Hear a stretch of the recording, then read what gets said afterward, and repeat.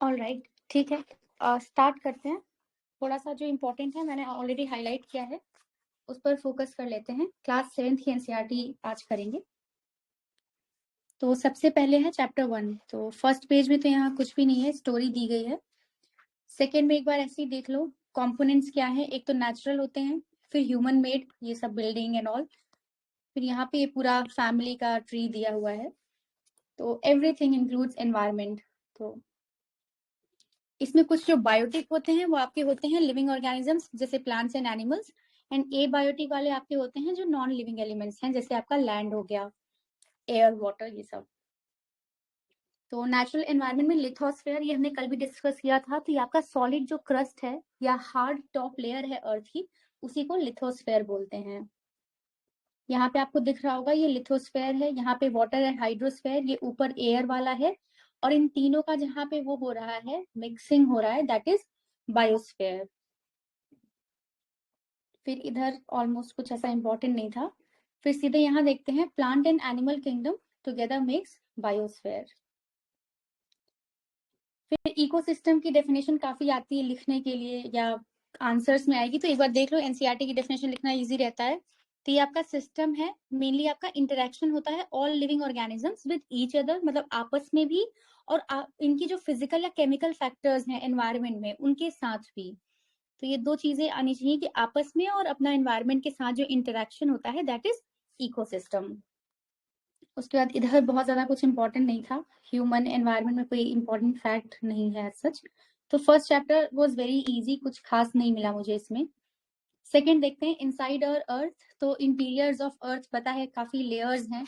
Inner core है सबसे अंदर, फिर आउटर कोर आता है, उसके बाद आपका ये मैंटल की बाउंड्री आती है।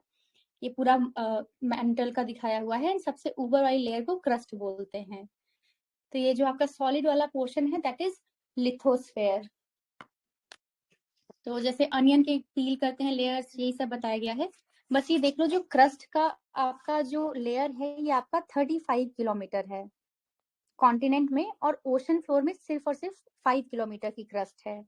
तो ये एक इंपॉर्टेंट फैक्ट है यहाँ पे, तो ये देख लेना, 35 किलोमीटर एंड 5 किलोमीटर। ओशन में 5 किलोमीटर और लैंड पे आपका 35 कॉन्टिनेंट पे। फिर यहाँ पे जो मेन मिनरल कॉन्स्टिट्यूएंट्स हैं आपके कॉन्टिनेंटल मास के, एक सियाल से याद कर लो इसको, सियाल। और जो आपका ओशन में होता है उसको सीमा बोलते हैं।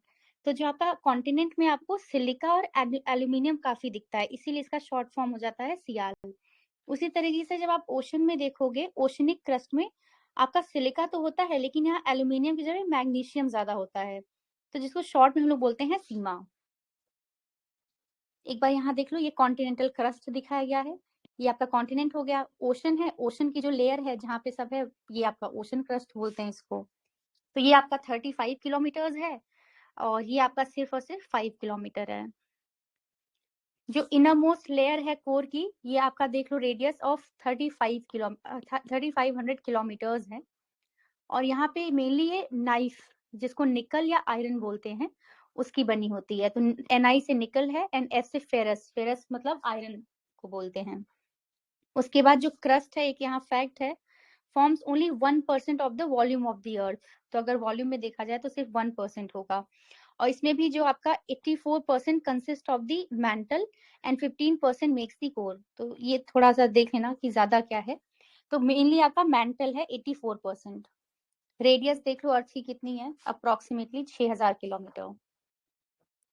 फिर रॉक्स एंड मिनरल्स में आ जाते हैं, यहाँ देखते हैं क्या है इंपॉर्टेंट। तो 3 तरह के रॉक्स हैं, इग्नियस, सेडिमेंट्री एंड मेटामॉर्फिक। तो देख लो, इग्नियस कहाँ से आया है, इग्नियस का मीनिंग होता है फायर। और सेडिमेंट्री का वर्ड आया है सेडिमेंटम से, जिससे हम लोग बोलते हैं कि सेटल डाउन होना। इसीलिए हम लोग कहते हैं ना, सेडिमेंट्स ला के वो सेटल डाउन कर दिया, फिर वो प्रेशर से होते होते वो रॉक्स एकदम आपके टाइट हो जा रहे हैं या हार्ड हो जा रहे हैं। मेटामॉर्फिक मतलब ग्रीक वर्ड है ये, मेटामॉर्फस मतलब यहाँ पे आपका फॉर्म चेंज हो जाता है जब। तो ये इसीलिए इंपॉर्टेंट है, क्योंकि इसकी डेफिनेशन में इसीलिए आ जाता है कि ये सिर्फ चेंज होता है फॉर्म, तो वो मेटामॉर्फिक बन जाता है। तो अब इधर देख लेते हैं क्या है ये आपका। तो जब भी आपका मोल्टन जो मैग्मा है, जो जब ठंडा होता है तो वो सॉलिड हो जाता है। तो ऐसे जो रॉक्स बनते हैं इग्नियस, तो ये सबसे पहले बनते हैं, इसीलिए इनको प्राइमरी रॉक्स ही बोलते हैं। अब इग्नियस के भी 2 तरह के होते हैं, एक होते हैं इंट्रूसिव रॉक्स, एक होते हैं एक्सट्रूसिव रॉक्स। तो देख लेते हैं इंट्रूसिव और एक्सट्रूसिव में डिफरेंस क्या है। तो जो लावा है ये एक्चुअली आपका फायरी रेड मोल्टन मैग्मा है। तो जब ये बाहर आ जाता है इंटीरियर ऑफ द अर्थ से, तो इसको लावा बोलते हैं। तो ये देख लो यहाँ पे, when this molten lava comes on the earth's surface, it rapidly cools down and becomes solid. तो जो ऊपर आके जब वो ठंडा हो रहा है तो इसको हम लोग बोलते हैं एक्सट्रूसिव इग्नियस रॉक। क्यों? क्योंकि एक्सटर्नल मतलब बाहर आके वो बन रहा है क्रस्ट के ऊपर, तो ये एक्सट्रूसिव है। और कुछ कभी कभी होता है कि अंदर ही वो ठंडे हो जाते हैं, उसको बोलेंगे इंट्रूसिव। इंट्रूसिव से याद कर लेना कि इनर। तो यहाँ पे जो बाहर आ जा रहा है, इनके काफी फाइन ग्रेन्ड स्ट्रक्चर होता है और ये बसॉल्ट, तो ये देख लेना, ये प्रॉपर्टी काफी इंपॉर्टेंट है। तो जो डेक्कन वाला है, डेक्कन लावा हम देखते हैं वोल्केनो के लिए काफी फेमस है, तो वहां लावा बाहर बहुत ज्यादा आता है। वही जब ठंडा हो जाता है तो वो आपका बसॉल्ट जिसको बोलते हैं उसके लिए फेमस है। फिर उसी तरीके से कभी कभी क्या होता है, जो मोल्टन मैग्मा है वो अंदर ही अंदर ठंडा हो जाता है। जब अंदर ठंडा होगा तो उसको इंट्रूसिव इग्नियस रॉक्स बोलेंगे। और इसका सबसे एग्जांपल ये है कि ये काफी धीरे धीरे ये ठंडा होता है, कूल डाउन स्लोली, इसलिए इनके जो ग्रेन्स होते हैं वो काफी लार्ज होते हैं। तो ये भी प्रॉपर्टी बहुत इंपॉर्टेंट है कि लार्ज ग्रेन, और इसमें आपका फाइन ग्रेन्स होता है। और ग्रेनाइट आपका काफी स्ट्रॉन्ग होता है, ये आपका इंट्रूसिव अंदर ही अंदर जो होता है उसके लिए फेमस है। इसीलिए आप जब ग्रेनाइट के पत्थर देखोगे तो उसमें जो ग्रेन्स होते हैं ना, वो काफी बड़े बड़े होते हैं। जैसे कि एक मैं पिक्चर दिखाती हूँ।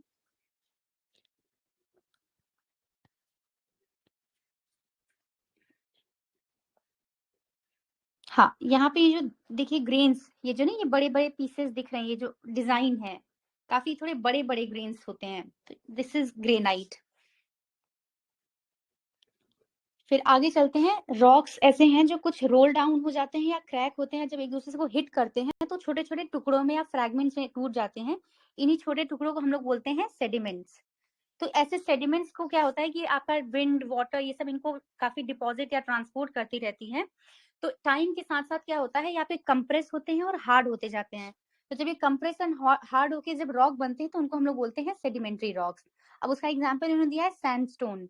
तो ये जो सैंडस्टोन कैसे बनता है, जब ये जो ग्रेन्स ऑफ सैंड होती है एक साथ दबाव या प्रेशर से इकट्ठा होती रहती हैं, इसके बाद ये बन जाती है सैंडस्टोन। इसमें हमारे fossil of plants and animals जब दब जाएंगे उनके बीच में तो वो भी पाए जाते हैं, एंड अदर माइक्रो ऑर्गेनिज्म जो कभी वहां पे रहते होंगे। जो इग्नियस एंड सेडिमेंट्री रॉक्स हैं ये आपका मेटामॉर्फिक रॉक में चेंज हो सकते हैं। तो हमने पढ़ा था मेटामॉर्फिक की डेफिनेशन ही होती है कि अपना फॉर्म चेंज कर लेते हैं। तो जब भी इन पे आप बहुत ज्यादा हीट डालोगे या प्रेशर डालोगे तो कोई भी आपका जो इग्नियस या सेडिमेंट्री रॉक है वो मेटामॉर्फिक बन जाएगा। इन्होंने एग्जांपल दिया है कि जैसे क्ले है, ये आपका स्लेट में चेंज हो जाता है, और जो लाइमस्टोन है आपका मार्बल में चेंज हो जाता है। तो ये फैक्ट पता होना चाहिए कि लाइमस्टोन किस में चेंज हो जाता है। इसके बाद यहाँ तो कुछ ज्यादा इंपॉर्टेंट नहीं था। फिर ये देख लो, जो रेड फोर्ट है वो आपका रेड सैंडस्टोन से बना है, ताजमहल तो सबको पता ही है। फिर यहाँ पे वन टाइप ऑफ रॉक है जो चेंज हो जाता है अनदर टाइप में अंडर सर्टेन कंडीशंस, तो उसको रॉक साइकिल वाला पूरा बोलते हैं। तो ये जो प्रोसेस है पूरा, दैट इज रॉक साइकिल। तो यहाँ पे देख लो, ये जो इग्नियस रॉक्स हैं ये ब्रेक डाउन हो जाते हैं छोटे छोटे पार्टिकल्स में, फिर जब आपके ट्रांसपोर्ट होकर डिपॉजिट हो जाते हैं, इन्हीं को हम लोग बोलते हैं सेडिमेंट्री रॉक्स। अब यही जो इग्नियस या सेडिमेंट्री रॉक्स हैं, जब आप इन पे बहुत ज्यादा हीट या प्रेशर डालोगे तब ये बन जाएंगे मेटामॉर्फिक रॉक्स। तो इसमें देख लो एग्जाम्पल भी है, जो मेटामॉर्फिक रॉक्स हैं जो कि अभी भी ग्रेट हीट या प्रेशर में है, ये आपके मेल्ट हो जाते हैं टू फॉर्म मोल्टन मैग्मा। तो यहाँ पे इन्होंने पूरा प्रोसेस दिखाया है। ये सेडिमेंट्स हैं, सेडिमेंट्री रॉक, मेटामॉर्फिक दिखाया है, मैग्मा से कैसे ये बना। तो एक बार देख लेना। तो सीधे सीधे यहाँ पे इग्नियस बना, फिर उसको जब ब्रेक डाउन किया छोटे छोटे टुकड़ों में हो गया सेडिमेंट्स, फिर इकट्ठा होके वो सेडिमेंट्री रॉक बन गया। ठीक है, इसमें लास्ट में एक और फैक्ट दिया है, जो मिनरल्स हैं ये आपके नेचुरली अकरिंग सब्सटेंसेस होते हैं, इनकी काफी फिजिकल प्रॉपर्टीज होती हैं और डेफिनेट केमिकल कॉम्पोजिशन होता है। इसमें इतना ही था। नेक्स्ट चैप्टर पे चलते हैं, चैप्टर नंबर 3। तो यहाँ पे जो लिथोस्फेयर है ये आपका काफी नंबर ऑफ प्लेट्स में ब्रोकन डाउन होता है, जैसे कि लिथोस्फेरिक प्लेट्स। यहाँ पे एक चीज देख लो, जो फोर्सेस हैं आपकी एक्ट करती हैं इंटीरियर ऑफ द अर्थ, इनको एंडोजेनिक, एंडो से याद कर लेना कि थोड़ा इनर वाला। तो एक्सोजेनिक मतलब बाहर का, तो एक्स से एक्सटीरियर होता है, तो एक्सोजेनिक मतलब बाहर की फोर्सेस, और एंडो इज अंदर की फोर्सेज। तो यहाँ पे देख लो, and the forces that work on the surface of the earth, तो अर्थ के सरफेस पे जो होंगी वो एक्सोजेनिक है, अर्थ के अंदर जो मूवमेंट हो रहा होगा दैट इज एंडोजेनिक। अब एंडोजेनिक में भी दो हैं, एक तो सडन होता है, एकदम तेजी से शिवरिंग हुई या कुछ ऐसा हुआ, उसको बोलते हैं सडन फोर्सेस। और जो टाइम टेकिंग होती हैं, बहुत धीरे धीरे जो फोर्सेस होती हैं, जैसे कि फोल्डिंग होता है या फॉल्टिंग होता है, उसको हम लोग बोलते हैं डायस्ट्रॉफिक फोर्सेस। तो जैसे माउंटेन में काफी टाइम लगता है, काफी स्लो प्रोसेस है ये आपका, तो इसीलिए इसको बोलते हैं डायस्ट्रॉफिक। और एकदम तेजी से जो फोर्सेस होती हैं, अर्थक्वेक होता है, वोल्केनो है, लैंडस्लाइड हुआ, सडन फिनोमिना। अब एक्सोजेनिक फोर्सेस देख लो, तो यहाँ पे इरोजनल एंड डिपोजिशनल जो करती हैं, रिवर करती है, विंड करती है, सी वेव या ग्लेशियर्स, तो ये आपके अर्थ के मूवमेंट के रीजंस हैं। फिर यहाँ पे लिथोस्फेरिक प्लेट्स देख लो, जो अर्थ का क्रस्ट है, इसमें आपका large and small rigid irregular plates हैं, जिसको हम लोग बोलते हैं ना टेक्टोनिक प्लेट्स। तो इसमें तो इतना ही था, बाकी अर्थक्वेक एंड वोल्केनो का मेंशन है। अब देख लो, वोल्केनो क्या है, एक वेंट है, ओपनिंग जिसको बोलते हैं हम। तो in the earth crust through which molten material erupt suddenly, तो यहीं से एकदम से लावा निकलता है आपका, जब वो बाहर आ जाता है तब हम उसको लावा बोलते हैं, और जब वो अंदर रहता है तो उसको मैग्मा बोलते हैं। तो यही मैग्मा देखो, जब यहाँ बाहर आया, ये रेड रेड यहाँ दिख रहा होगा, तो इसको हम लावा बोलते हैं। उसके बाद यहाँ पे तो यही था, एंडो मतलब इनसाइड होता है, एक्सो मतलब आउटसाइड। फिर यहाँ पे जो वाइब्रेशंस हैं, अर्थक्वेक तो सबको पता है कि जो सिवियर ये ट्रिमर या शेकिंग ऑफ द अर्थ होता है, that is earthquake. The place in the crust where the movement starts is called the focus. तो देख लो, फोकस ये अंदर है, अर्थ के अंदर जहाँ पे शुरू हो रहा है दैट इज फोकस। फिर ये जो पॉइंट है, यही पॉइंट अगर आप एकदम अर्थ के सरफेस पे देखोगे तो उसको एपिसेंटर बोलते हैं। तो ये दोनों फैक्ट्स काफी बार पूछते हैं विजन में, तो ये पता होना चाहिए एपिसेंटर एंड फोकस एग्जैक्टली क्या है। फिर ये जो है सिस्मिक वेव्स इन्होंने दिखाया है कैसे मूवमेंट कर रही हैं, और ये प्लेट बाउंड्री दिखाई है। अभी इसमें है 3 टाइप्स ऑफ वेव्स हैं, पी वेव्स हैं, एस वेव्स हैं, एल वेव्स हैं। ये हम लोग क्लास 11th की एनसीईआरटी में पढ़ेंगे। उसके बाद इधर कुछ ऐसा एज सच फैक्ट नहीं था कि हम वो करें। यहाँ पे देख लो बस, अर्थक्वेक को मेजर कैसे करते हैं, सिस्मोग्राफ से करते हैं। जो मैग्नीट्यूड अगर आपको इसको करना होता है मेजर, तो आप रिक्टर स्केल पे करते हो, और अगर इंटेंसिटी आपको मेजर करनी होती है तो मर्करी स्केल होती है, उस पे करते हैं। तो याद रख लेना, मैग्नीट्यूड के लिए रिक्टर स्केल होता है।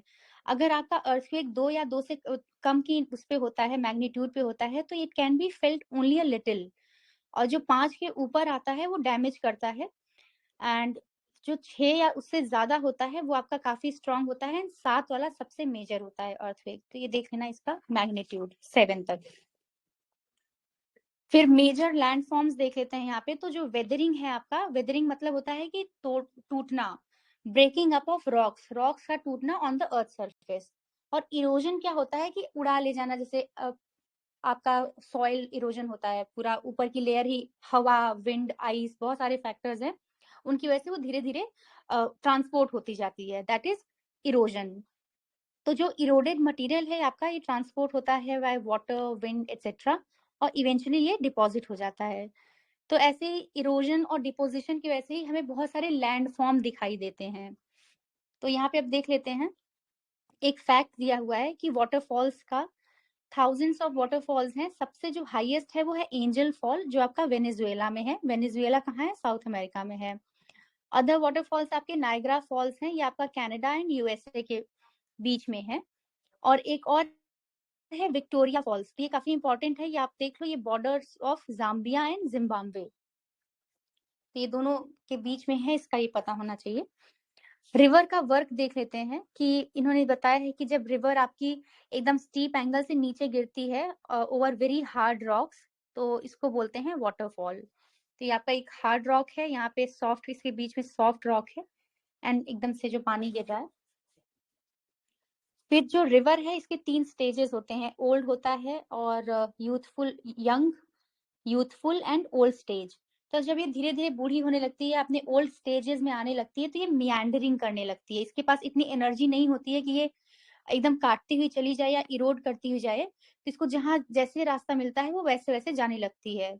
अपने सामने वाले ऑब्स्टेकल्स को हटा नहीं पाती है, तो उसको हम लोग बोलते हैं मियांड्रिंग। तो ये जो ऐसे टेढ़ा होने लगता है, तो एक बार ऐसे टेढ़ा होते-होते जब ये कंटिन्यूअसली लगातार होता रहता है, तो एक स्टेज ऐसी आती है कि जो आपका ये जो पोर्शन है, ये आपका मेन रिवर से अलग हो जाता है, जैसे ये दिख रहा होगा। तो इसको हम लोग बोलते हैं ऑक्सबो लेक। तो ऑक्सबो लेक क्या होती है, ये भी पता होना चाहिए। ये एस वाला जो इफेक्ट है, इसको मियांडरिंग इफेक्ट बोलते हैं। फिर यहाँ देख लो एक और टर्म है, जब फ्लड होता है ये आपका डिपॉजिट कर देता है layer of fine soil and other material, जिसको हम लोग सेडिमेंट्स बोलते हैं। इससे क्या होता है, फ्लड प्लेन्स। तो जो भी सेडिमेंट्स आते हैं उससे फ्लड प्लेन्स होते हैं। अब यही रेज्ड जो बैंक्स हैं कि इतना ज्यादा डिपॉजिट हो गया, तो उसको हम लोग बोलते हैं लेवीज।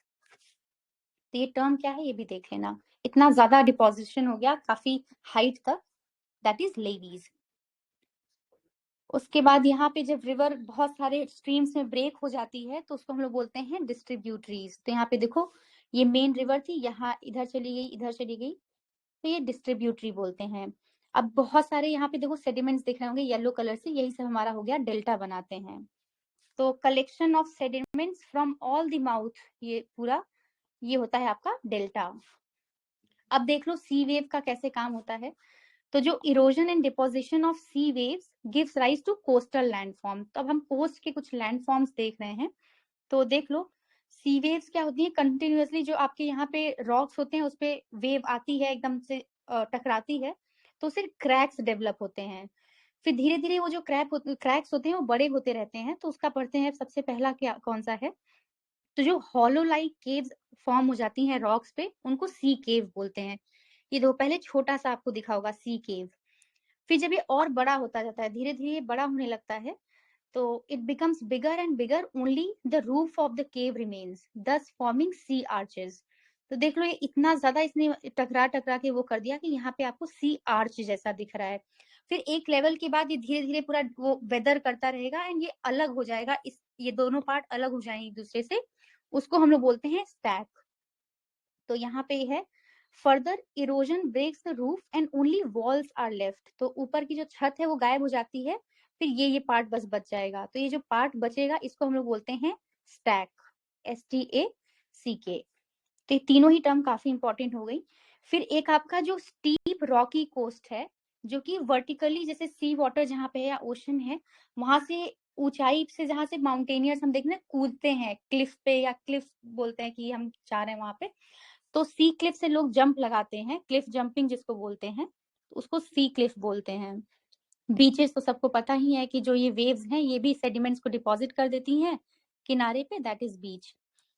अब ऐसे ही देख लेते हैं आइस का क्या काम होता है। तो ग्लेशियर्स को बोला जाता है रिवर्स ऑफ आइस। तो ये भी आपका लैंडस्केप को काफी इरोड कर देते हैं। तो आइस जब आपका मेल्ट होता है, ये फिल्ड अप विद वाटर होते हैं, काफी ब्यूटीफुल लेक्स एंड माउंटेन्स बनाते हैं। इन्हीं को ही हम लोग बोलते हैं ग्लेशियल मोरेन्स। ये टंग शेप में होता है, तो ये जैसे आपका आइस ऐसे जा रहा है पहाड़ों के बीच से, तो वहां पे ये डिपॉजिट करता रहेगा अपना स्ट्रक्चर। तो जो स्ट्रक्चर बनता है उसको बोलते हैं मोरेन्स। तो एक बार इसी फिगर देख लेते हैं।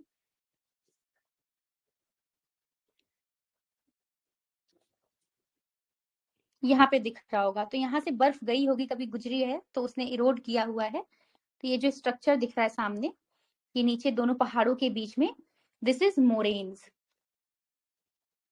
ठीक है, आगे चलते हैं। विंड भी ऐसे ही कुछ इरोजन करता है, जिसका फॉर्मेशन को हम लोग बोलते हैं सैंड ड्यून्स। तो इतना ज्यादा ये सैंड को उड़ा के लेके जाता है कि सैंड ड्यून्स बनते हैं, काफी सारे स्ट्रक्चर्स होते हैं। उसी में से एक तरह का आपका बन जाता है मशरूम रॉक्स। तो मशरूम रॉक्स ऐसे होते हैं कि जो विंड होता है वो आपका लोअर सेक्शन को इतना ज्यादा काट देता है, और ऊपर बड़ा सा रहता है और नीचे छोटा सा ऐसा स्टीप सा बेस रहता है, ये मशरूम जैसा लिखता है।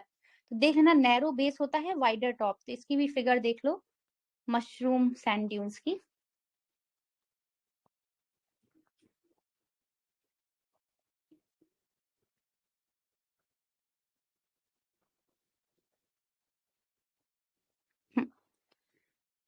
ये देखो यहाँ पे दिख रहा होगा। तो ये नीचे देखो कितना पतला सा है एंड ऊपर मोटा सा ऐसे बड़ा सा दिख रहा है, तो ये सब आपके मशरूम रॉक्स बोलते हैं। तो विंड ने इतना ज्यादा इनको नीचे से इरोड कर दिया कि नीचे का बेस पतला हो गया, ऊपर मोटा रहा। फिर आगे चलते पे ये है, when the grains of sand are very fine and light, तो विंड क्या है, इनको कैरी करती है over very long distances. When such sand is deposited in large areas it is called as LOESS, loess या जो भी बोलते होंगे इसको। तो ये आपको चाइना में काफी देखने को मिलते हैं, तो ये टर्म भी देख लेना ये क्या है। इसमें इतना ही था। नेक्स्ट चैप्टर देख लेते हैं। चैप्टर नंबर 4 एयर के बारे में है। तो एयर सबको पता है कि कार्बन डाइऑक्साइड आपका ग्रीन हाउस गैस है, इसी की वजह से ग्लोबल वार्मिंग होती है। तो ये तो नॉर्मल फिनोमिना है, ये PYQ में पूछा जा चुका है, इसलिए देख लो कॉम्पोजिशन क्या है एयर का, पूरा रटा होना चाहिए ये। नाइट्रोजन 78% है, ऑक्सीजन हमारे पास 21% है, आर्गन जो है 0.93% है, एंड कार्बन डाइऑक्साइड का देख लो कितना है, 0.03% है, काफी कम है, वेरी लेस है, 0.03%। और जो बाकी गैसेस हो गई आर्गन एंड ऑल, ये सब आपका सब 0.04% है। तो देख लो मेजर आपका है नाइट्रोजन एंड ऑक्सीजन। तो आप एक किया है, जब हम इनहेल करते हैं we take some amount of nitrogen. जब हम इनहेल करते हैं तो नाइट्रोजन लेते हैं और उसको फिर एक्सेल करते हैं। और ये नाइट्रोजन क्यों इंपॉर्टेंट होता है, प्लांट्स को चाहिए होता है नाइट्रोजन फॉर देयर सर्वाइवल। तो CO2 तो सबको पता है, but they also need nitrogen. लेकिन एक चीज ये पता होना चाहिए कि प्लांट्स डायरेक्टली नाइट्रोजन नहीं ले सकते हैं, उसके लिए उनको काफी ये जो बैक्टीरिया होते हैं ये उनके रूट नोड्यूल्स में पाए जाते हैं, जैसे कि राइजोबियम है या और भी एक दो और नाम है। तो ये हेल्प करते हैं इसको कन्वर्ट करने में, नाइट्रेट्स, नाइट्राइट्स। तो ये भी आगे पढ़ेंगे एनवायरमेंट वाले उसमें। फिर यहाँ पे जो ऑक्सीजन है वो आपका सेकेंड मोस्ट प्लेंटीफुल गैस है, तो ये भी फैक्ट पता ही है, 21% है। फिर यहाँ पे कुछ एयर के बारे में बताया गया था कि कोल्ड एयर और हॉट एयर की प्रॉपर्टी। तो जो कोल्ड एयर होती है वो आपकी डेंसर होती है और थोड़ी हैवी होती है, और जो लाइट एयर है जिसको हम लोग बोलते हैं कि हॉट एयर, तो वो आपकी ऊपर उड़ जाती है, वो काफी लाइट होती है। फिर देख लो हॉट एयर आपकी राइज होती है और कोल्ड एयर आपकी हैवी होती है, तो वो नीचे गिर जाती है। इसमें तो इतना ही था। स्ट्रक्चर ऑफ द एटमॉस्फेयर देख लो। तो हमारा जो एटमॉस्फेयर है 5 लेयर्स में डिवाइडेड है। सबसे नीचे जो हमारी लेयर है जिसमें हम लोग का है दैट इज ट्रोपोस्फेयर। फिर उसके ऊपर आप आओगे तो स्ट्रेटोस्फेयर दिखेगा। तो यहाँ पे आपको देखो दो चीजें दिख रही हैं, यहाँ पे एरोप्लेन दिख रहा है, तो यहाँ पे क्लाउड्स नहीं होते हैं, तो बड़ा इजी रहता है प्लेन्स के लिए उड़ने के लिए, तो वो लोग यहीं पे उड़ते हैं। और दूसरी इंपॉर्टेंट चीज है कि यहाँ आपको ओजोन मिलती है, जिससे कि हमें UV रेस से हमें हार्म नहीं होता है। फिर स्ट्रेटोपॉज, जहाँ बीच में डिवाइड आता है उसको स्ट्रेटोपॉज बोलते हैं। फिर मीजोस्फेयर है, मीजोस्फेयर देख लेना, एंड उसके बाद थर्मोस्फेयर एंड एक्सोस्फेयर है। देख लेते हैं सबसे पहले प्रॉपर्टी क्या है। तो जो ट्रोपोस्फेयर है ये आपकी मोस्ट इंपॉर्टेंट लेयर है, इसकी हाइट देख लो 13 किलोमीटर है। तो जो सांस हम लेते हैं वो यहीं पे एग्जिस्ट करती है। सारे वेदर फिनोमिना जैसे बारिश है, फॉग है, हेल स्टॉर्म है, सब इसी लेयर में होता है। उसके बाद ये 13 किलोमीटर था, फिर आप जब ऊपर जाओगे तो आप स्ट्रेटोस्फेयर में आ जाओगे। तो इसकी हाइट देख लो 50 किलोमीटर है। ये ऑलमोस्ट फ्री है फ्रॉम क्लाउड्स, तो यहाँ पे क्लाउड्स नहीं देखने को मिलेंगे या कोई वेदर फिनोमिना नहीं मिलेगा, इसलिए काफी आइडियल रहता है एयरप्लेन्स को उड़ाने के लिए। और ओजोन वाला भी हमने फिगर में देखा था, तो यहाँ पे ओजोन गैस रहती है। फिर उसके बाद है आपका मीजोस्फेयर, तो ये आपकी थर्ड लेयर है, ये आपका स्ट्रेटो के ऊपर आती है। इसकी भी हाइट देख लो 80 किलोमीटर। तो कैसे याद कर लेना, 13, फिर उसके बाद 50, फिर 80, तो बढ़ता ही जा रहा है 13, 50, 80। तो यहाँ पे इसकी खास बात है, मीजो से मेटियोर याद कर लेना, M से M। तो मीजो में क्या होता है, जो मेटियोराइट्स आते हैं ये बर्न अप कर जाते हैं जो इस लेयर पे ही, तो ये काफी इंपॉर्टेंट हो जाता है। मीजोस्फेयर में मेटियोराइट्स बर्न हो जाते हैं। फिर आ जाते हैं थर्मोस्फेयर में। तो इन थर्मोस्फेयर जो टेम्परेचर है वो एकदम से राइज कर जाता है रैपिडली विथ इंक्रीजिंग हाइट। तो यहाँ पे आयनोस्फेयर भी इसी का ही पार्ट है।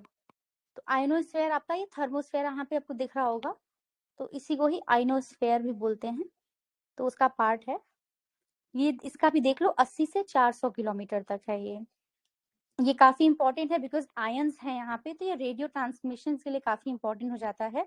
इनफैक्ट जो भी रेडियो वेव अर्थ से ट्रांसमिट होती हैं वो आपका रिफ्लेक्ट बैक होती है इसी लेयर के द्वारा। तो ये हम देख रहे थे थर्मोस्फेयर। तो एक बार हाइट देख लो फिर से, 13 हमने देखा, फिर 50 देखा, फिर 80 देखा, फिर 80 से 400 तक देखा। तो पूरा एक्सटेंट अभी तक हमने देख लिया 400 किलोमीटर तक। अब जो सबसे ऊपर की लेयर है एटमॉस्फेयर की, उसको एक्सोस्फेयर बोलते हैं। इसमें काफी थिन एयर है। अब यहाँ पे थिन एयर है तो आपको सिर्फ लाइट गैसेस देखने को मिलेंगी, हीलियम एंड हाइड्रोजन। और हमें पता है जब अर्थ एग्जिस्टेंस में भी आई थी तो सिर्फ यही दो गैसेस पहले थी, ऑक्सीजन पहले नहीं था। तो हीलियम एंड हाइड्रोजन। तो देख लो यहाँ पे। फिर ये है weather and climate. Weather and climate में टेम्परेचर में ज्यादा कुछ दिया नहीं है। The degree of hotness and coldness of the air ही बोलते हैं टेम्परेचर है। फिर थर्मोमीटर देख लो, टेम्परेचर को मेजर करता है। बैरोमीटर आपका प्रेशर को मेजर करता है। रेन गॉज क्या होता है, ये आपका रेन को मेजर करता है। विंड वेन आपका शो करता है डायरेक्शन ऑफ द विंड। तो यहाँ कुछ खास ऐसा नहीं था। बाकी देख लो, जो टेम्परेचर ऑफ द एटमॉस्फेयर आपका चेंज होता है not only between day and night but also from season two season. तो ये तो कॉमन फैक्ट है। एक इंपॉर्टेंट फैक्टर है जिसकी वजह से डिस्ट्रीब्यूशन होता है टेम्परेचर का, दैट इज इंसोलेशन। तो इंसोलेशन क्या होता है कि जो इनकमिंग सोलर एनर्जी है इंटरसेप्टेड बाय द अर्थ, तो जो अर्थ सोलर रेडिएशन को ले लेती है, that is insolation. Trapping of heat जिसको बोल सकते हैं, ट्रैपिंग ऑफ हीट बाय अर्थ। तो जो अमाउंट ऑफ इंसोलेशन है ये आपका डिक्रीज होता जाता है from the equator towards the pole. तो पोल्स में ऑलरेडी ऐसे भी आप याद कर लोगे ठंडा रहता है, तो ऑब्वियसली वहां पे ट्रैपिंग कम हो रही है। फिर देख लेते हैं यहाँ पे, अगर स्टैंडर्ड डिग्री है टेम्परेचर को मेजर करने की, डिग्री सेल्सियस, तो इसको एंडर्स सेल्सियस ने अपने ही नाम पे किया था। तो देख लो, फ्रीजिंग पॉइंट 0 डिग्री सेल्सियस होता है और बॉइलिंग पॉइंट 100 डिग्री सेल्सियस।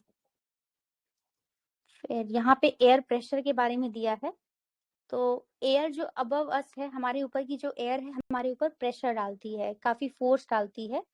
लेकिन हमें वो फील इसलिए नहीं होता है क्योंकि एयर सारे डायरेक्शन से प्रेशर डालती है, इवन हमारी बॉडी भी काउंटर प्रेशर करती है, तो इसीलिए हमें फील नहीं होता है। तो अब देख लो क्या होता है। Air pressure is defined as the pressure exerted by the weight of air on the earth surface।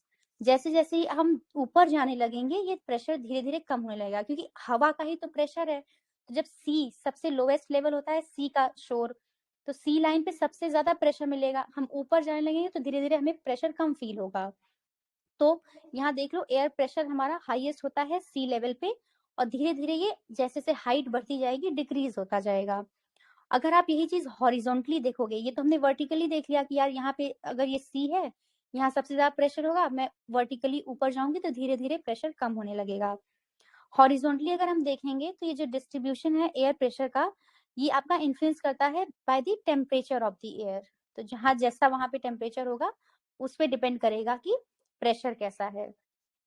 तो ऐसे एरियाज में जहाँ पे टेम्परेचर हाई रहता है तो एयर आपका काफी जल्दी हीट अप करता है और राइज कर जाता है, जिसकी वजह से लो प्रेशर रहता है। तो देखना थोड़ा इनवर्स रिलेशनशिप रहता है कि अगर लो प्रेशर है तो हाई टेम्परेचर रहेगा, या हाई टेम्परेचर है तो प्रेशर लो रहेगा। तो ऐसे याद कर लेना, उल्टा ऑपोजिट रहेगा। और जो आपका लो प्रेशर है वो आपका एसोसिएटेड रहता है with cloudy skies and wet weather, क्योंकि अगर लो प्रेशर है तो एकदम से हवा राइज करेगी, बारिश होगी, ह्यूमिडिटी होगी, तो आपको बादल देखने को मिलेंगे। फिर इसी का उल्टा दिया है कि जहाँ पे लो टेम्परेचर रहेगा तो वहां पे आपका एयर ठंडी है। अगर ठंडी हवा होती है तो हमने देखा वो काफी डेंस होती है, वो नीचे गिर जाती है, मतलब सिंक डाउन नीचे की तरफ आती है और क्रिएट करती है हाई प्रेशर एरिया, जिसकी वजह से आपका क्लियर एंड सनी स्काई हमें देखने को मिलता है। बारिश नहीं होगी, काफी सनी स्काई देखने को मिलेगा। विंड कुछ नहीं है, एयर का मूवमेंट है फ्रॉम हाई प्रेशर से लेके लो प्रेशर, तो इसी मूवमेंट को ही हम लोग बोलते हैं विंड। तो यहाँ देख लो, विंड का जो नेम है after the direction from which it blows. अगर वेस्ट से विंड बह रही है तो उसको बोलते हैं वेस्टर्ली।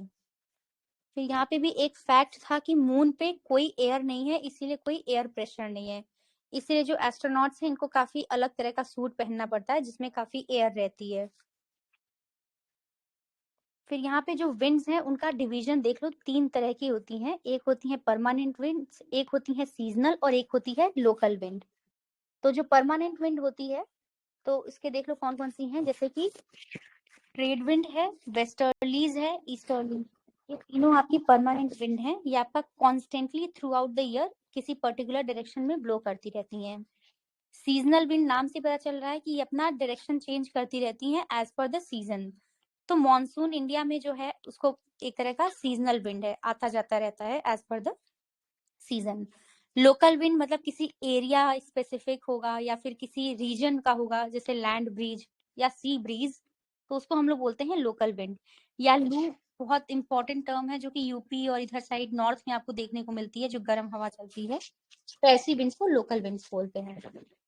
अब कुछ प्रेशर बेल्ट का और विंड का सिस्टम देख लेते हैं। तो सबसे बीच में आपका ये देखो, ये इक्वेटर है 0 डिग्री, यहाँ पे इक्वेटर है। फिर ऊपर आपका ये आएगा, ये ट्रॉपिक ऑफ कैंसर है, नीचे यही आपका ट्रॉपिक ऑफ कैप्रिकॉर्न है। तो सबसे पहले देख लो यहाँ पे लो प्रेशर होता है, तो इसको कैसे अरेंज करना है ये देख लो।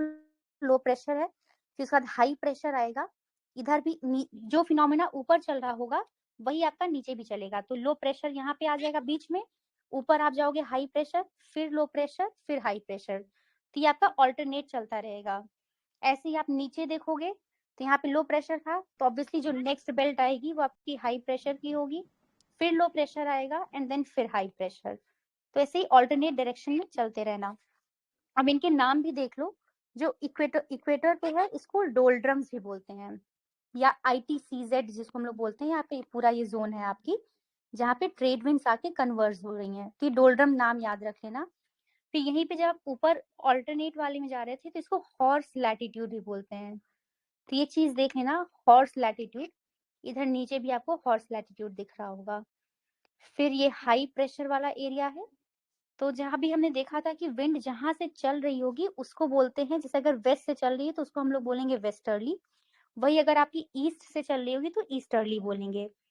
अब एक फैक्ट और याद रखना कि जब ये नॉर्दर्न हेमिस्फेयर में एक कोरियोलिस फोर्स होता है, ये कोरियोलिस फोर्स, तो ये क्या करता है कि जो विंड है उसको डिफ्लेक्ट करता है।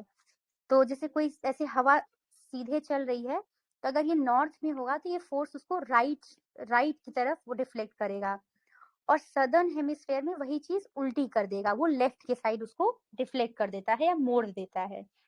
तो चलिए देख लेते हैं। तो सबसे पहले यहाँ पे देखते हैं,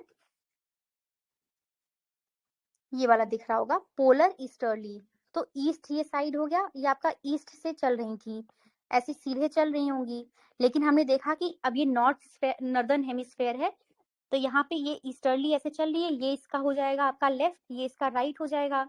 अब नॉर्थ में तो ऑब्वियसली ये इस साइड इसको डिफ्लेक्ट कर दिया, इसलिए ये यहाँ से इसको आना तो सीधे चाहिए था, लेकिन सिंस इसको डिफ्लेक्ट किया जाएगा राइट साइड में, तो ये इधर सारी आ जाएंगी। तो आप देखिए इसका डायरेक्शन ऐसे हो जा रहा है तीनों का।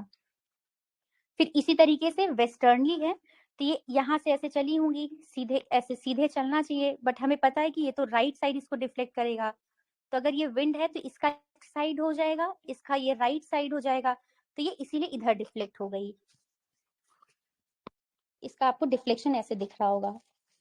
उसी तरह से नीचे भी हो रहा है। अब नीचे जैसे है, यहाँ पे ये आपकी चल रही थी आपका वेस्टर्ली, तो ये यहाँ से चली, इसको ऐसे जाना चाहिए था, तो इसका आपका लेफ्ट और राइट हो गया। अब यहाँ पे उल्टा फिनोमिना हो रहा होगा, क्योंकि ये सदर्न हेमिस्फेयर है, तो यहाँ पे इसको लेफ्ट में वो करेगा, तो ये इसका ये लेफ्ट हो गया, ये इसका राइट हो गया। अगर इधर साइड से जा रही है ये, तो ये इसका लेफ्ट हुआ, ये इसका राइट, तो इसको इसने इधर डिफ्लेक्ट कर दिया।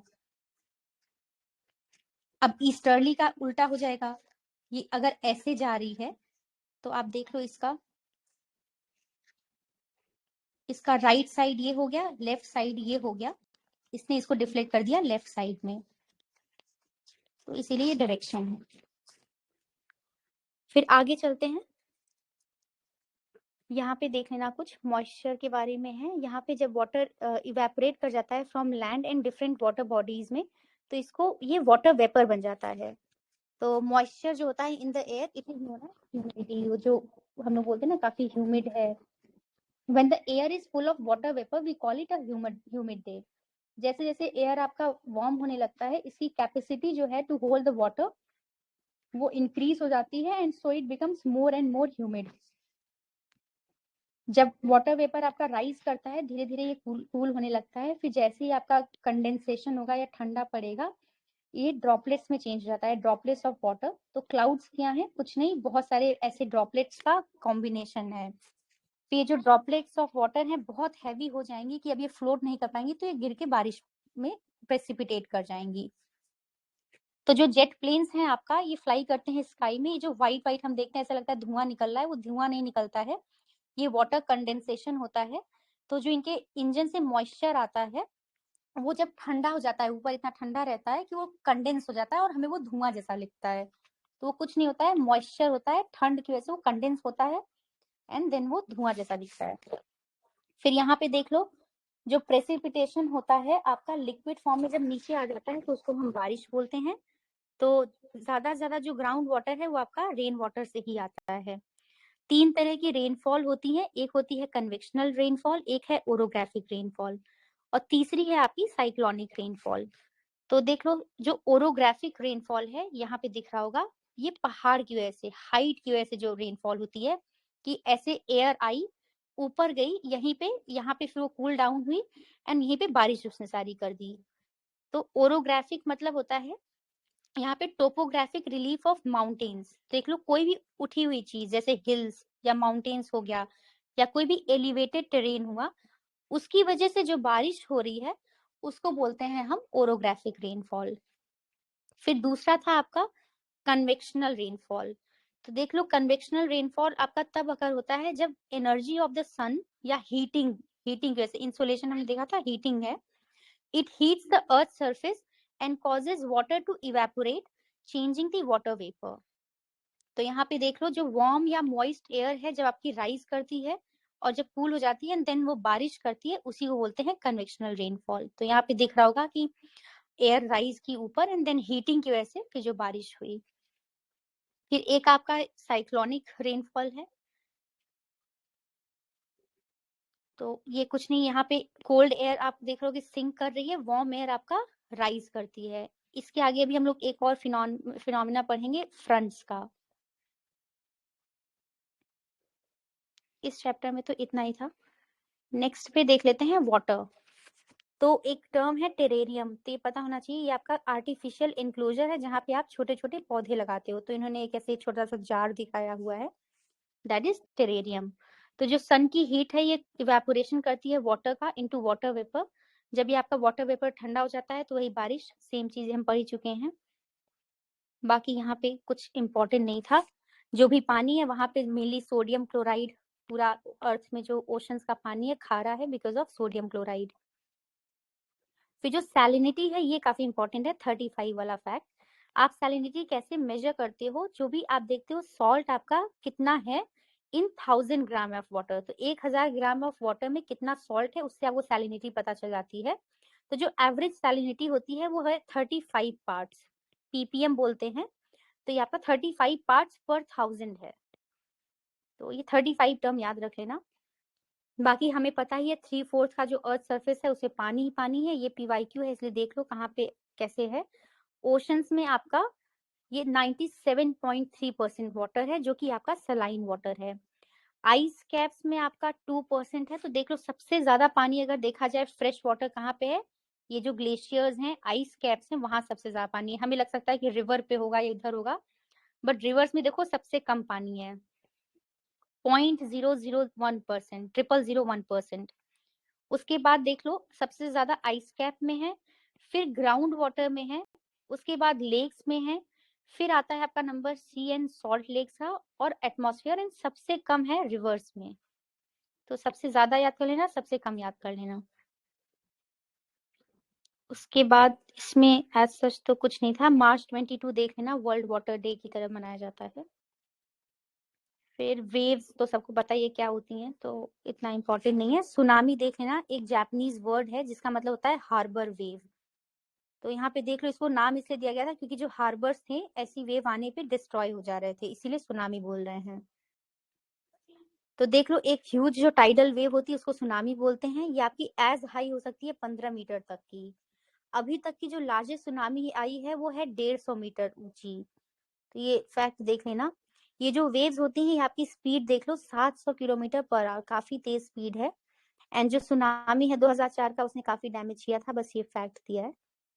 फिर इधर कुछ नहीं, बस यहाँ पे टाइड्स वाला देख लो, जो रिदमिक राइज एंड फॉल होता है, ऊपर नीचे जो जाती हैं ट्वाइस इन अ डे, इसको बोलते हैं टाइड। फिर ये it is low tide when water falls, तो जब नीचे गिर रहा है तो दैट इज लो टाइड, ऊपर जब राइज कर रहा है दैट इज हाई टाइड। तो दो टर्म है, स्प्रिंग टाइड एंड नीप टाइड। तो इसको यहाँ से पढ़ लेते हैं। तो यहाँ पे इससे देख लो,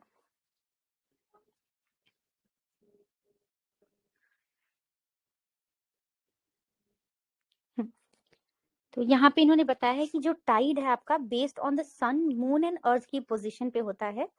तो जो हाइट है ऑफ राइजिंग वाटर या हाई टाइड, ये आपका वेरी करता रहता है depending on the position of the sun moon with respect to earth. तो जैसे जैसे आपका सन मून आपकी पोजीशन चेंज कर रहे होंगे, उसी हिसाब से ये टाइड्स कैसी होनी है वो पता चलेगा। तो जो स्प्रिंग टाइड होती है, तो इसमें क्या होता है कि जो पोजीशन होती है both the sun and the moon in relation to the earth, ये डायरेक्ट बेयरिंग होता है इनकी हाइट पे। तीनों ही आपका जब स्ट्रेट लाइन में आ जाते हैं, तो जो हाइट ऑफ द टाइड है ये काफी हाई होगी। इन्हीं को हम लोग बोलते हैं स्प्रिंग टाइड। और ये एक महीने में 2 बार होते हैं, ट्वाइस अ मंथ। एक आपका फुल मून के टाइम पे और दूसरा होता है न्यू मून के टाइम पे। फिर नॉर्मली क्या होता है, एक 7 डे का इंटरवल होता है बिटवीन स्प्रिंग टाइड एंड नीप टाइड। तो इस टाइम पे क्या होता है कि जो सन है और मून है, देख लेना दोनों की पोजीशन राइट एंगल में थी। तो स्प्रिंग टाइड में क्या हो रहा था कि तीनों ही स्ट्रेट लाइन में थे, लेकिन यहाँ पे जो सन है और मून है वो आपके राइट एंगल पे होते हैं एक दूसरे से। और जो फोर्सेस होती हैं सन की और मून की, वो काउंटर करती हैं, इसीलिए बहुत हाई टाइड आपको देखने को नहीं मिलेगा। तो इसी को बोलते हैं, ये भी आपकी ट्वाइस अ मंथ होती हैं। तो यहाँ पे देख लो, थोड़ा सा ये दिखाया गया है। तो अभी हमने देखा कि स्प्रिंग टाइड में देखो तीनों ही एक जगह पे है, एक ही लाइन पे है, सन मून एंड अर्थ। और नीप टाइड में क्या था, यहाँ पे देखो परपेंडिकुलर दिखाया गया है। तो यहाँ पे जो स्ट्रॉन्ग ग्रेविटेशनल पुल एक्सर्ट करता है by the sun and the moon on the earth surface causes the tides. तो जो सन और मून का जो ग्रेविटेशन है वो खींचता है अर्थ के वाटर को अपनी तरफ, उसी वजह से टाइड्स होती हैं। जो वाटर ऑफ द अर्थ है closer to the moon gets pulled under the influence of the moon's gravitational force, जिसकी वजह से हमें हाई टाइड देखने को मिलती है। तो देख लो, ये सेम फैक्ट है कि जब फुल मून होता है या न्यू मून होता है, तो सन मून एंड अर्थ दोनों तीनों ही आपका सेम लाइन में होती हैं और हमें हाईएस्ट टाइड देखने को मिलती है। हाईएस्ट टाइड को ही हम लोग बोलते हैं स्प्रिंग। तो स्प्रिंग में देखा, जैसे फ्लावर्स नहीं होते स्प्रिंग सीजन में बहुत ज्यादा होते हैं, तो ऐसे हाई याद कर लेना कि काफी हाई टाइड्स होती हैं। लेकिन when the moon is in its first and the last quarter में जब वो होता है, तो जो ओशन का वाटर है ये आपका डायगनी ऑपोजिट डायरेक्शन में खींचता है। तो ये देख लो, यहाँ पे एक ग्रेविटेशन पुल आपका सन का काम करता है और एक ग्रेविटेशन पुल आपका मून का काम करता है। तो उससे क्या होता है कि लो टाइड्स देखने को मिलती हैं, इसी को ही हम लोग बोलते हैं नीप टाइड। तो जब बहुत ज्यादा हाई होगा दैट इज स्प्रिंग, तीनों एक पोजीशन में होंगी। और नीप आपका तब होगा कि जब ऑपोजिट साइड से, एक साइड से उसका ग्रेविटेशन पुल चल रहा है सन का और दूसरे साइड से मून का, तब कम टाइड्स देखने को मिलेंगी, वो है आपका नीप टाइड। तो एन वाला बेकार है, एन स्प्रिंग वाला अच्छा है। फिर ऐसे ही ओशन करेंट्स देख लो आप क्या होता है, या फिर ठंडे भी होते हैं कोल्ड भी होते हैं। तो जब बर्फ या बर्फीली जगह से आ रहे होंगे तो इनको कोल्ड करंट बोलेंगे, और या जहाँ थोड़ा गर्म है या इक्वेटर पे जहाँ हीटिंग बहुत ज्यादा होती है वहां से करंट अगर चल रहा होगा तो उसको वार्म करंट बोलेंगे। तो इन्होंने एग्जाम्पल दिया है, जो लैब्राडोर ओशन करंट है वो आपका ठंडा करंट है, गल्फ स्ट्रीम है वो आपका वार्म करंट है। और जहाँ पे ये दोनों ही ठंडे गर्म मिलते हैं, वो याद करना फिश के लिए काफी अच्छा होता है, फिशिंग ग्राउंड, वहाँ काफी मछलियां आ जाती हैं क्योंकि वहाँ न्यूट्रिएंट्स बहुत ज्यादा हो जाते हैं। अब ये सारे जो करेंट्स हैं सब पता होने चाहिए। तो नीले से अगर दिखाया गया है तो समझ जाना ठंडा करंट है, और लाल से अगर दिखाया है तो ये गर्म करंट होगा। तो ये देखो ऊपर से आ रहा है, ये यहाँ पे आर्कटिक वाला पूरा एरिया है, यहाँ काफी बर्फ रहती है, तो ऑब्वियसली ये नीचे आ रहा है तो ये ठंडा करंट होगा। फिर ऐसे यहाँ पे देखो, ये इक्वेटर पे हमने देखा है काफी गर्मी रहती है, तो यहाँ से जो भी आपके करंट ऊपर जाएंगे इससे, वो आपके गर्म होंगे। तो ये गल्फ स्ट्रीम काफी फेमस है, तो देख लो रेड कलर से दिखाई गई है। ये गल्फ स्ट्रीम का इतना इंपॉर्टेंस है कि यहाँ ये जो ठंडा एरिया होता है, यहाँ की पानी को आके थोड़ा ये सीजन को अच्छा कर देती है, मॉडरेट कर देती है, बिकॉज ये गर्म है। फिर एक ये करंट आ रहा है यहाँ पे देख लो, केनरीज करंट, तो ये ब्लू से दिखाया गया है, तो ये आपका कोल्ड है, ये आपका अफ्रीका की साइड में है। फिर नीचे से देख लो, अब नीचे से जो आएंगी यहाँ पे वो ठंडी होंगी, क्योंकि यहाँ पे नीचे क्या है, एंटार्क्टिक ओशन है, ठंडा पानी है। तो एक ये करंट काफी इंपॉर्टेंट है, बेंगुएला, अफ्रीका के साउथ में। अब ऊपर से देखो कुछ भी आएगा, यहाँ पे इक्वेटर से अगर ये आ रहा है तो ये भी गर्म होगा, इसको बोलेंगे अगुलास करंट। तो ये भी काफी इंपॉर्टेंट है, इसके इधर साइड आपका गर्म है, इधर आपका ठंडा है। अब साउथ अमेरिका के दो देख लो, यहाँ पे अब इक्वेटर से आ रहा है तो ऑब्वियसली ये भी गर्म होगा, तो इसको बोलते हैं ब्राजीलियन करंट। और नीचे से जो ऊपर जाएगा वो ठंडा होगा, तो उसको ये बोलते हैं फॉकलैंड करंट। तो ये आपका साउथ अमेरिका के ईस्टर्न कोस्ट पे देख लिया। यहाँ पे देखो फिर से नीचे से ये ऊपर जा रहा है करंट, तो ऑब्वियसली नीचे से अगर ऊपर जा रहा है तो ठंडा होगा, इसको बोलेंगे हम्बोल्ट करंट। फिर यहाँ से अगर इक्वेटर से कोई चीज नीचे आएगी तो वो गर्म होगी, तो देखो रेड कलर से दिखाया गया है। एंड एक यहाँ पे देख लो, कैलिफोर्निया करंट है, दैट इज आपका कोल्ड। फिर एक अलास्का करंट है यहाँ पे, ये आपका वार्म है। तो ये वाला देखना ना कि अलास्का इज वार्म। और ऐसे ही ऊपर से यहाँ पे ओयोशियो आता है, ये रशिया की साइड पे, ये आपका कमचटका पेनिनसुला है। तो ऊपर से जो आ रहा है उसको ओयोशियो बोलते हैं, दैट इज ठंडा। और नीचे से जो आएगा इक्वेटर से उसको बोलते हैं Kuroshio, Kuroshio current, that is गर्म। ठीक है, इसमें तो इतना ही था। बाकी सी देख लो, around Japan and eastern coast, North America, कुछ एग्जांपल्स इन्होंने बताए होंगे ऊपर के फिशिंग ग्राउंड के लिए। ठीक है, इसमें इतना ही था। फिर बाकी 6 और आगे के चैप्टर्स कल कर लेंगे, 5 बजने वाला है, तो कल ये कंप्लीट हो जाएगा एंड हम 8th का स्टार्ट भी कर देंगे।